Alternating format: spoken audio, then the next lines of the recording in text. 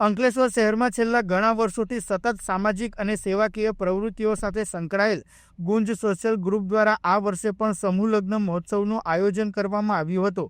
આજે તારીખ 8મી ફેબ્રુઆરી 2026 રવિવારના રોજ દીવા રોડ પર આવેલ જૂની દીવી સ્થિત ગુપ્તા ફાર્મ ખાતે આયોજિત 10મા સર્વજ્ઞાતિ સમૂહ લગ્નોત્સવનો દીપ પ્રાગટ્ય દ્વારા પ્રારંભ કરાયો હતો। વરરાજા સહિત જાનૈયાઓ વાતે ગાતે લગ્ન સ્થળે પહોંચ્યા હતા, જ્યાં ધર્મમાં લગ્ન પ્રસંગે કરવામાં આવતી તમામ ધાર્મિક વિધિ સાથે સર્વજ્ઞાતીય સમૂહ લગ્નોત્સવ સંપન્ન થયો હતો। 51 જેટલા નવયુગલોએ પ્રભુતામાં ડગલા માંડી લગ્ન જીવનની કેડી કંડારી છે। આ પ્રસંગમાં અનેક દાતાઓ સહભાગી બન્યા છે, જેમાં પ્રો લાઈફ ફાઉન્ડેશન અંકલેશ્વરના સ્વર્ગીય MS જોલીના પરિવાર દ્વારા લગ્ન પ્રસંગમાં ભાવતા ભોજનની સેવા પૂરી પાડવામાં આવી હતી।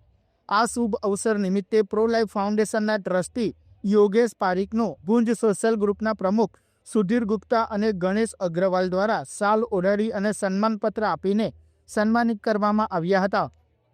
આ પ્રસંગે રાજ્યકક્ષાના મંત્રી ઈશ્વરસિંહ પટેલ, ભરૂચના ધારાસભ્ય રમેશ મિસ્ત્રી, રામકુંડના મહંત ગંગાદાસ બાપુ, ગુમાનદેવ મંદિરના મહંત મનમોહન દાસજી, જિલ્લા પોલીસ વડા અક્ષયરાજ મકવાણા, ગુંજ સોશિયલ ગ્રુપના પ્રમુખ સુધીર ગુપ્તા સહિત મોટી સંખ્યામાં આમંત્રિત મહાનુભાવોએ ઉપસ્થિત રહી નવયુગલોને આશીર્વાદ આપ્યા હતા। 10મો સમૂહ લગ્ન અને 51 દીકરીઓ આજે પ્રભુતામાં પગલા પાડી રહી છે, ત્યારે ગુંજે જે લગ્ન સમૂહ લગ્નની જે ગુંજ પ્રગટ કરી છે, હું સાધુવાદ આપું છું। આ મોંઘવારીમાં અત્યારે સોના ચાંદી થી લઈને જો આ મોંઘવારીમાં ગુંજ એક આશીર્વાદ રૂપ બન્યું છે આ દીકરીઓ માટે।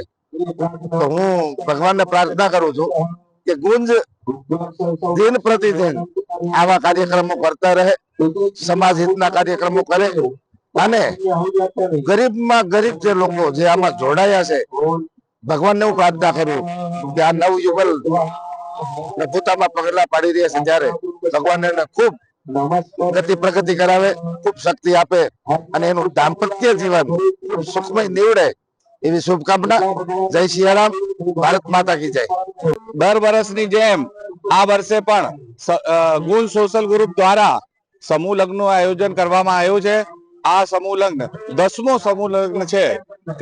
તેમ આ ગણતા 525 દીકરીઓને આજે અમારા ગુંજ ટીમને ખૂબ અર્થ સાથે બધાને જણાવવાનું છે કે 525 દીકરીઓ અત્યાર સુધીમાં અમે પરણાવી છે ને દર વર્ષે કઈ ના કઈ વધારો કરતા આવ્યા છે ને આ મહાકુંભમાં જે અંકલેશ્વર ભરૂચ જિલ્લાના જેટલા નવમતીઓ છે તેમને ખૂબ ખૂબ અભિનંદન પાઠવું છું ને એ લોકોને ખૂબ ખૂબ આશીર્વાદ આપું છું।